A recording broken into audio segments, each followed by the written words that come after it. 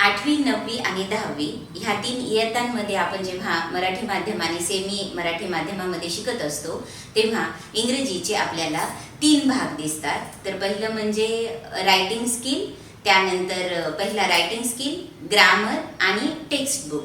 तर रायटिंग स्किलमध्ये नेमकं काय काय असतं? रायटिंग स्किलमध्ये तुम्हाला dialogue writing, news writing, letter writing, informal formal letter writing या गोष्टी असतात. आणि ग्रामरमध्ये तुम्हाला अगदी नाउन पासून ते passive voice, active voice, direct, indirect, त्यानंतर change the voice, question tag या सगळ्या, WH क्वेश्चन ह्या सगळ्या गोष्टी असतात. आणि जे तुमचं पुस्तक आहे त्याला टेक्स्ट बुक म्हणतात इंग्रजीमध्ये, त्याच्यामध्ये पॅसेजेस, जे टेक्स्च्युअल पॅसेजेस आणि पोयम आणि प्रोज.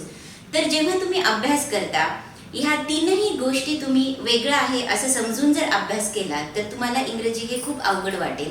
आणि म्हणजे अशी परिस्थिती आहे काही ठिकाणी तर विद्यार्थ्यांना पास होण्याचा सुद्धा विश्वास नसतो. तर तशा विद्यार्थ्यांसाठी मला एक सांगावंसं वाटतं की ह्या 3ही गोष्टी तुम्ही वेगळ्या समजू नका, कारण की त्या एकमेकांवर अवलंबून आहेत.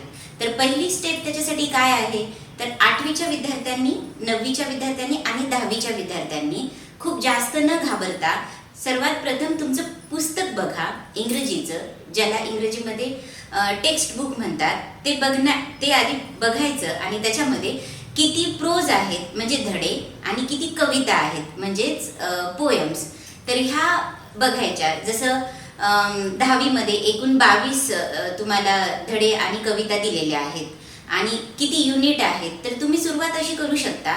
जसं 8वीला एकूण तुम्हाला 4 युनिट आहेत. प्रथम सत्राला 2 युनिट आहेत आणि द्वितीय सत्राला 2 युनिट आहेत. तर प्रत्येक युनिटमध्ये किती कविता आहेत आणि किती धडे आहेत हे स्वतः तुम्ही जेव्हा पुस्तक घेऊन बघाल तर तुम्हाला सोपं जाईल पुढे अभ्यास करायला. काय होतं बघा, जनरली आपण ट्युशन लावतो, आपण शाळेमध्ये पण जातो आणि आपण येत नाही असं सारखं म्हणत असतो. तसं म्हणण्यापेक्षा आपण पुस्तक घ्या, स्वतः त्या पुस्तकामध्ये डोकावा की किती धडे आहेत, किती कविता आहेत आणि त्या धड्यांवर आणि त्या कवितांवर आधारित कुठलं ग्रामर आहे हे फक्त एकदा जर तुम्ही बघायला शिकलात स्वतःहून तर तुम्हाला निश्चितच तो अभ्यास करायला सोपं जाईल. जसं मागच्या व्हिडिओमध्ये मी सांगितलं होतं की ॲक्टिव्ह रीडिंग कसं करायचंय, त्या व्हिडिओचा आधार घेऊन तुम्ही आता आजच, माझी इच्छा आहे की तुम्ही सगळ्यांनी स्वतःचं इंग्रजीचं पुस्तक बघायचंय आणि जायचंय आणि मला सांगायचे, कमेंट बॉक्समध्ये कमेंट करायचे, स्पेशली 8वी, 9वी आणि 10वीच्या विद्यार्थ्यांनी, की तुम्हाला एकूण त्या 8वीच्या प्रथम सत्रामध्ये आणि द्वितीय सत्रामध्ये किती कविता आहेत आणि किती धडे आहेत, poems and prose. Thank you so much.